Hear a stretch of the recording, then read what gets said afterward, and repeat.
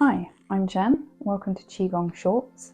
These are good if you are short on time, energy, motivation to do a full practice, or just if a full seated practice isn't available to you at the moment. Now, I like to start practices off with a little bit of acupressure massage. Acupressure is another branch of traditional Chinese medicine along with Qigong. And you can just do acupressure in isolation to help with various aches and pains. The set that we're going to do is for energy. I'm going to do 3 different points for energy. Nay, 4. That's 1. 4. There we go. And the first point is stomach 36. So I'm going to lift one leg up so you can see what I'm doing. I'm going to place the palm of your hand on your knee where the ring finger naturally lands. That's stomach 36. Another way of locating it is if you find your shin bone, you trace your fingers up the outer edge of your shin bone to your knee. You should feel a little sort of tunnel, a little groove there. And as you get sort of a few inches below the knee, that tunnel kind of stops. That's another way of finding it. And to stimulate that, you can press and hold. You can press and make circles like I'm doing, or you can knock with a loose fist. I'm going to pop my leg back down now. That hip isn't very happy with me. And again, you have the same point on the other side. So, hand on the knee, palm of the hand, where the ring finger lands, that's stomach 36. Another way of locating it is to trace your fingers up the outer edge of the shin bone, and where that groove ends, a few inches below the knee, that's stomach 36. And you can press and make circles. You can knock. I'm going to knock both sides for a bit. This is also known as the 3-mile point in China.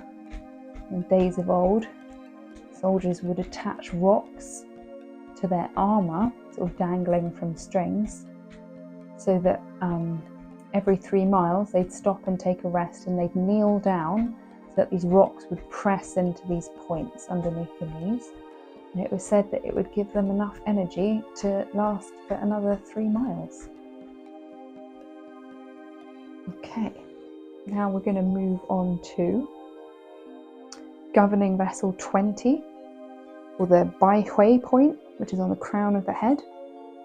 A slightly more precise location. You find the tips of your ears, you trace a line up from each to the centre of your head. If you're not quite sure where the centre is, you can trace a line back from your nose till it meets that other finger. And that's the Bai Hui point, or the point of, is it 100 convergences or 1,000 convergences? Quickly goes to check the notes. 100. Essentially, a lot of different energy channels meet here at this point.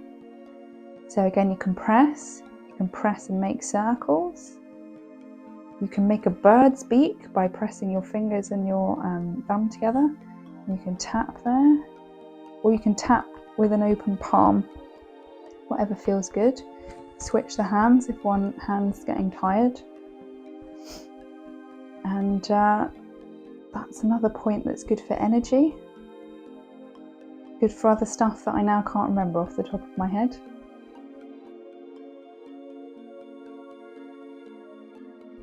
And stop. I'm going to go to the other end of the body here, to the feet. Please don't be offended by my bare foot. So, come a little closer. Kidney 1. This looks weird. Or the bubbling spring is located on the sole of the foot. So if you look at the sort of pad here, what's this called? I used to know what that's called. It's a brain fog.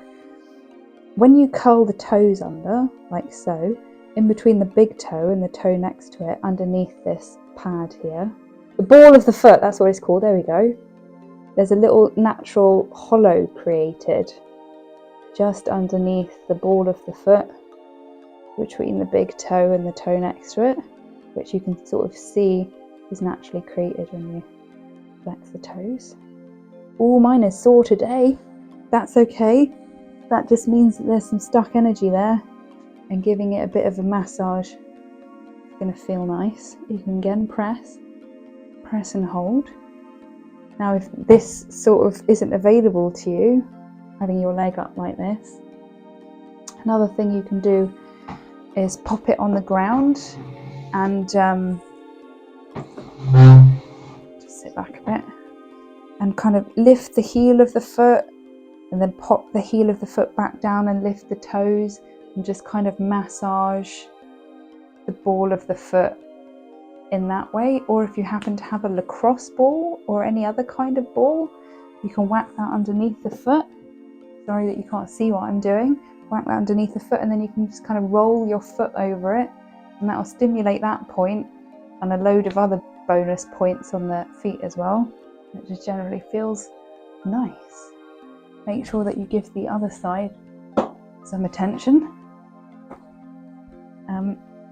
So again, curl the toes underneath the ball of the foot, between the big toe and the toe next to it, whatever that toe's called. Do the other toes have names?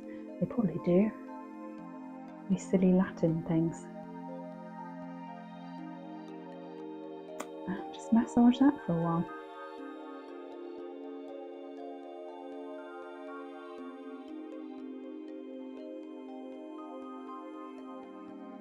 And again, if that's not available to you, pop the feet on the floor, sort of rock the feet back and forward, lifting the heels, lifting the toes, or stick some kind of ball, tennis ball, lacrosse ball, dog ball, whatever you've got available, and sort of roll your foot over that so you're getting a nice underfoot massage, and that will stimulate kidney 1, or the bubbling spring, which is good for energy. What else is good for energy? One more point. Yes, Ren 6, or the Sea of Qi. That's located 2 fingers widths below the navel. So you find your navel, there's mine, place 2 fingers below that, and just underneath those fingers, that's Ren 6. Excuse me. That point is good for energy. Oh, I like this one. It's also just sort of good for everything. It's good for digestion, and it's really, bear with me, it's deeply relaxing.